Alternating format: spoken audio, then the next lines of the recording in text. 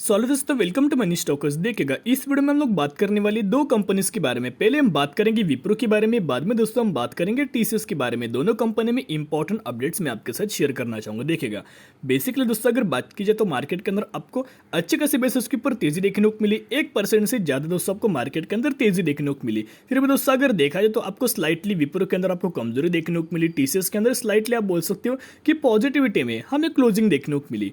अब दोस्तों गिरावट होती रहती, बाद में रिकवरी हमें देखने को मिल जाती। ये तो पॉइंट हुआ। सेकंड पॉइंट की अगर बात की जाए तो विप्रो के अंदर दोस्तों ऐसा मैं अपडेट्स आपके साथ शेयर करना चाहूंगा। सबको पता है कि हर एक 3 महीने के अंदर आपको quarter on quarter basis companies का रिजल्ट्स देखने को मिल जाता है। जैसे कि इन्फोसिस की अगर बात की जाए तो इन्फोसिस का जो Q4 का मेरे जो रिजल्ट देखने को मिलने वाला है 13 अप्रैल के दिन देखने को मिलने वाला है। और विप्रो का और टीसीएस के रिजल्ट्स के अंदर दोस्तों कोई हमें ज्यादा 1 से 2 दिनों के आसपास आप यह बोल सकते हैं कि डिफरेंस हमें देखने को मिल जाता है। लेकिन अगर देखा जाए तो जो विप्रो का दोस्तों हमें जो रिजल्ट देखने को मिलने वाला है ऑलमोस्ट 29 अप्रैल के दिन आपको देखने को मिलने वाला है। दोस्तों यहाँ अपडेट्स आप यह देख सकते हो। फाइनेंशियल रिजल्ट 29 अप्रैल 2022। अभी दोस्तों कंपनी की तरफ से आपको डिविडेंड का भी बेनिफिट देखने को मिला था, यानी कि अनएक्सपेक्टेड हमें 2 चीजें कंपनी की तरफ से देखने को मिली। एक तो इनका जो क्वार्टर ऑन क्वार्टर बेसिस जो रिजल्ट है सिमिलर वे में आपको विप्रो का और इन्फोसिस का सेम दोस्तों देखने को मिल जाता है। लेकिन इन्फोसिस का जो रिजल्ट है 13 अप्रैल को देखने को मिलने वाला है और विप्रो का जो रिजल्ट आपको होने वाला है 29 अप्रैल के दिन देखने को मिलने वाला है। ये वो फर्स्ट पॉइंट। सेकंड पॉइंट की अगर बात की जाए तो दोस्तों जो इनका डिविडेंड का बेनिफिट हमें जो भी यहाँ शेयर होल्डर्स को मिलने वाला है वो अगर आप यहाँ 5 अप्रैल यानी कि दोस्तों इसकी एक डेट निकल के आ रही, यानी कि अगर आप ये 4 अप्रैल या फिर उससे पहले कंपनी के अंदर इन्वेस्ट करेंगे तो ही दोस्तों आप एलिजिबल हो जाएंगे और तो ही आपको 5 पर शेयर का डिविडेंड का बेनिफिट देखने को मिल जाएगा। कोई आपके डीमैट अकाउंट के अंदर क्रेडिट नहीं होगा। वो जो डिविडेंड का जो बेनिफिट है आपके सीधे बैंक अकाउंट के अंदर दोस्तों क्रेडिट हो जाएगा। इतना आप यह पॉइंट नोट कीजिएगा।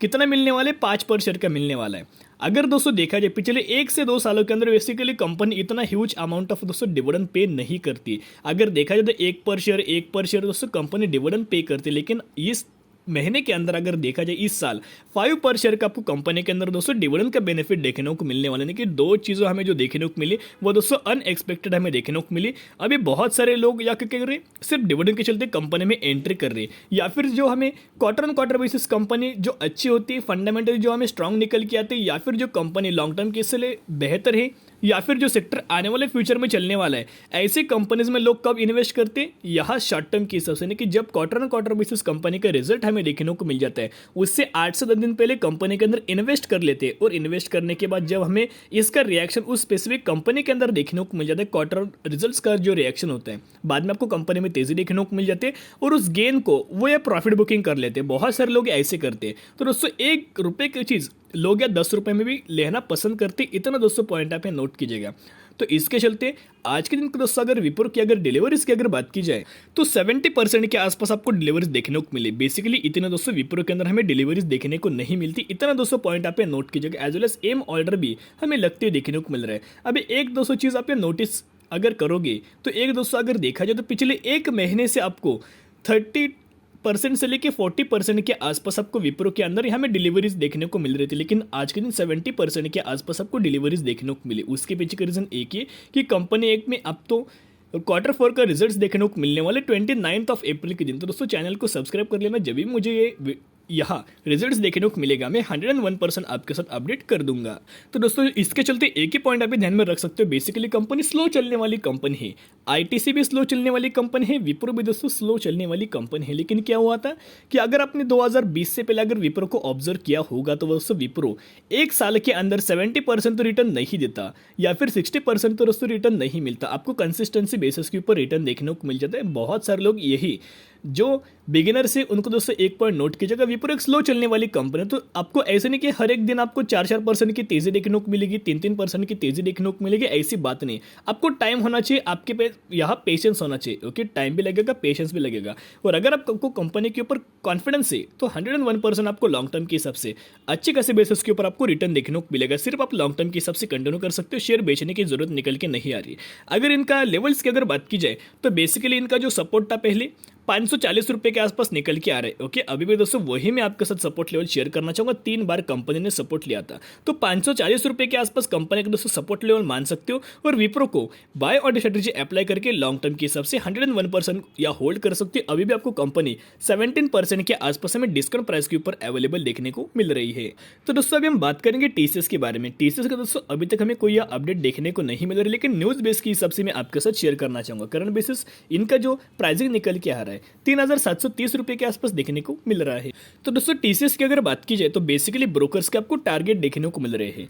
आईसीआईसीआई डायरेक्ट की अगर बात की जाए तो इनकी तरफ से ₹3,840 के आसपास आपको टारगेट देखने को मिल रहा है। अगर आप करंट बेसिस के ऊपर कंपेयर किया जाए तो ₹3,730 के आसपास कंपनी का करंट प्राइस और या ₹3,840 के आसपास आपको टारगेट, यानी कि शॉर्ट टर्म बेसिस के ऊपर दोस्तों आपको टारगेट या देखने को मिल रहे हैं। तो ये एक ही पॉइंट नोट कीजिएगा कि हर एक ब्रोकर दोस्तों जो टारगेट देता है कोई ना कोई की फैक्टर या फिर कीवर्ड्स या ध्यान में रखते दोस्तों आपको टारगेट देखने को मिल जाती है, लेकिन सभी ब्रोकर्स के टारगेट है फुलफिल नहीं होती।